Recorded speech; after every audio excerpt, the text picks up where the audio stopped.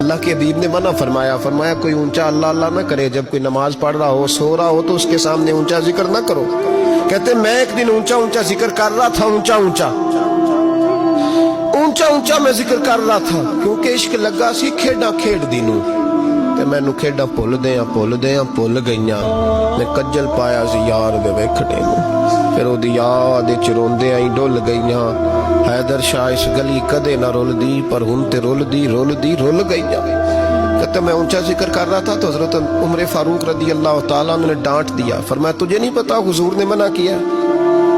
تو عمر نے ڈانٹا تو میں چھپ کے بیٹھ گیا کونے میں۔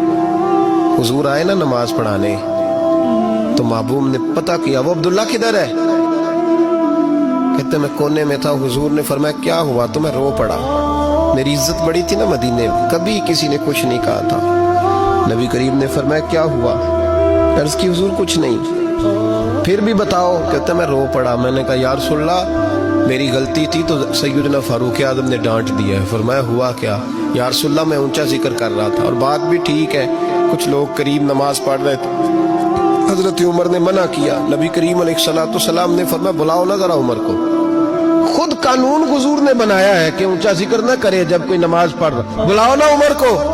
جناب عمر آئے تو حضور نے فرمایا عمر میرے عبداللہ کو کوئی نہ ڈانٹے، کسی ان پڑھ سے، کسی دیہاتی سے، کسی بھولے سے انداز دیکھے حضور کا، اسے کوئی نہ ڈانٹے۔ پھر حضور نے فرمایا تمہیں پتہ ہے یہ میرے لیے کتنی تکلیفیں برداشت کر کے آیا؟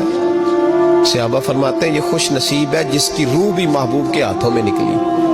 اور جب جنازہ اٹھا تو حضور کی داڑھی سے ہم نے آنسوں کے قطرے ٹپکتے دیکھے۔ مدینے میں رواج تھا کہ قبر میں قریبی عزیز اتارا کرتے تھے، پر ان کا تو مدینے میں رشتہ دار ہی کوئی نہیں تھا۔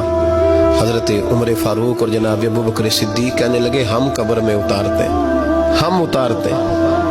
جب ان دونوں نے اٹھایا قبر میں گئے تو کہتے ہیں کمال دیکھو اللہ کے رسول ہم دونوں سے پہلے قبر میں اتر گئے، اور حضور نے یہ البدایہ والنہایہ میں موجود ہے، کب مجھے دو میں قبر میں اتارتا ہوں۔ کہتے ہیں حضور نے تنے تنہا پکڑا، تنے تنہا قبر میں اتارا، پسے مردن فرشتوں نے جو تلاشی لی تو کیا نکلا؟ فقط ایک دل کے گوشے سے خیال مصطفیٰ نکلا۔